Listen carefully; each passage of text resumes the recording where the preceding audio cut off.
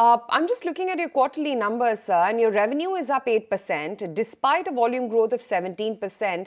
Realizations, though, were lower, especially the EXIM realization, which is currently at a multi-quarter low. Going forward, I wanted to understand what is the kind of trend that you expect in on realizations.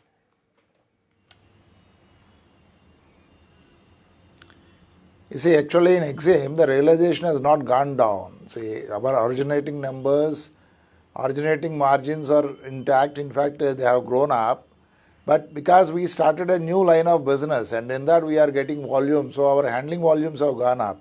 So that segment will not give that the same margin as the volume which we are getting on the rail transport. This is basically the end logistics we started recently and we are progressing very well in that. So that segment volumes have added. So the growth in the numbers of the handling, which is 17%, on the originating side, it is not so. So that is why when we look at margins on the growth in the volumes, the margins looks reduced, but otherwise the margins are intact. In fact, they have grown. But the EXIM scenario is not very good as of now, and when we talk to all the stakeholders, the expectation is that the things will brighten up in the next few months. So we are also keeping our fingers crossed to get more originating volumes. Okay, good to hear that. What is the update on guidance? You've talked about 10 to 12% volume growth. If you could just put in some numbers there. And the FY23 PAT, which is likely to be about 1,300 crore odd rupees.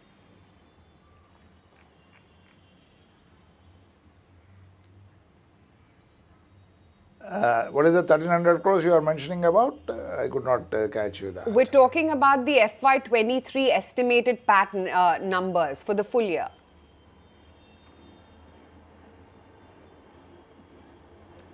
Yeah, that is, see, on the revenue side, still we are hopeful that we will be able to catch up with that 10-12% growth on the top line and the bottom line, what we forecasted.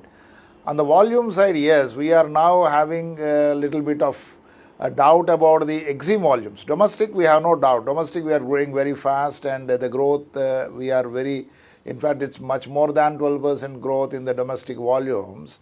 So, but EXIM volumes, because we are totally dependent on the export-import scenario of the country, which is at a low ebb today, and because of many restrictions which have come in agricultural products and in the recessions, what has been forecasted by IMF across Europe and America, I think the scenario is not really shaping up well.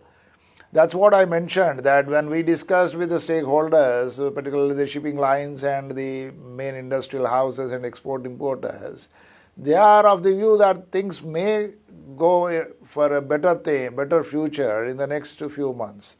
So on the EXIM side, yes, we are keeping our fingers crossed. So it's more of a guesswork if I start doing that. The guidance volumes, there may be subdued guidance compared to the 10-12% what I talked of in the first 2 quarters. But on the domestic side, we are hopeful we will be able to bring the numbers. So that will offset a little bit of EXIM, but because domestic volumes are less compared to EXIM volumes, the overall growth may be a little less than what we forecasted.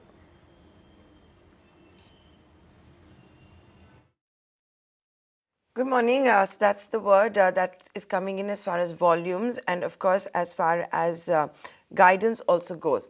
Now, CONCOR, which has had a good run on the Lal Street, especially the last 3 months, is a target of the government as far as disinvestment goes. I know you'll be yourself waiting for updates from the centre, but now that there is cabinet approval also when it comes to long-term leasing of railway land, is there forward movement? Because that's what the street also wants to know about, right?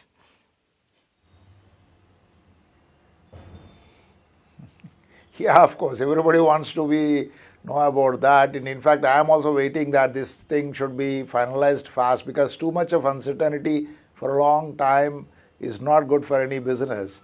So now things are clear, and I think the right person to answer this, as I always mentioned, is the Department of the Disinvestment, which is called now DIPAM.